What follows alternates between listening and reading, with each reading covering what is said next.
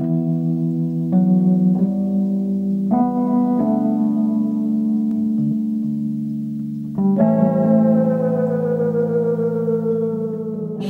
here today as a parent and president of the Arc of Hampton Roads.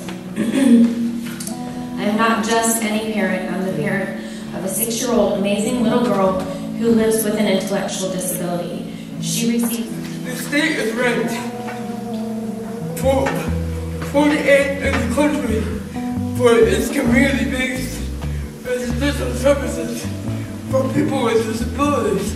It's shameful. I hope you act now to make Virginia a state we can all be proud of. Thank you. There is no commitment to provide any help to these individuals. The fate of thousands are in jeopardy. Please let's give them a chance to have the life they may choose and live in a community just like me and you. Thank you.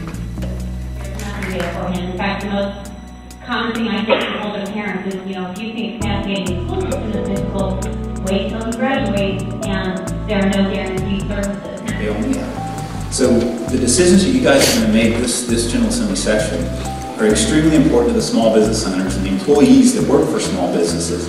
These guys are heroes. They have chosen a career to serve people with disabilities, and they're getting paid a wage that you can do better than a McDonald's front counter. In the workplace, personal care assistants need to be paid more and given benefits. This would secure PCAs as a serious career field and increase the quality of care, which will eliminate a huge barrier to me and others. In the decisions that have been made recently, in the last few years, we've seen private sector cuts. Little businesses like mine, I'm kind of a medium business, but a lot of the small businesses are going out of business this summer.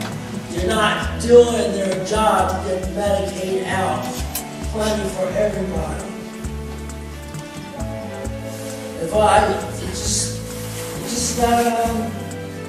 It's not enough.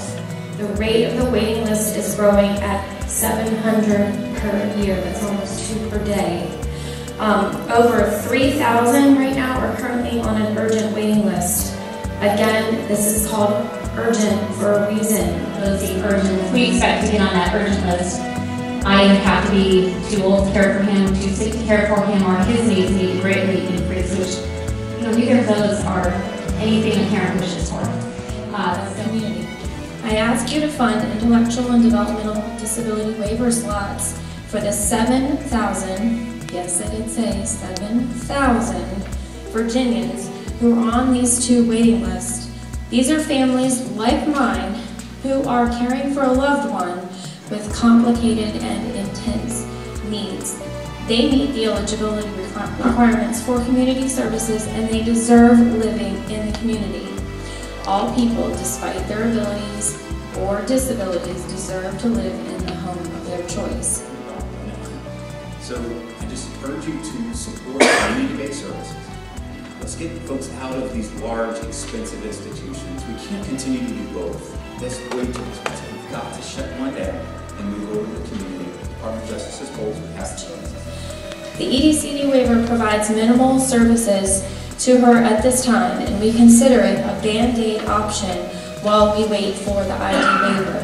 At this point, we could be waiting 10 to 15 years or more.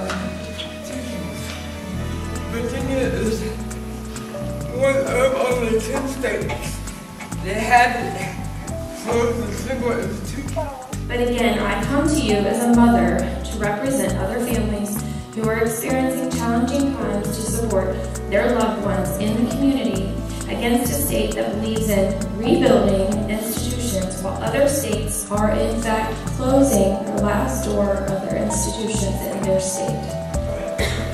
Waivers are 3 times cheaper, so what are you waiting for? I read a quote this morning by an inspirational speaker. Your life does not get better by chance. It gets better by change.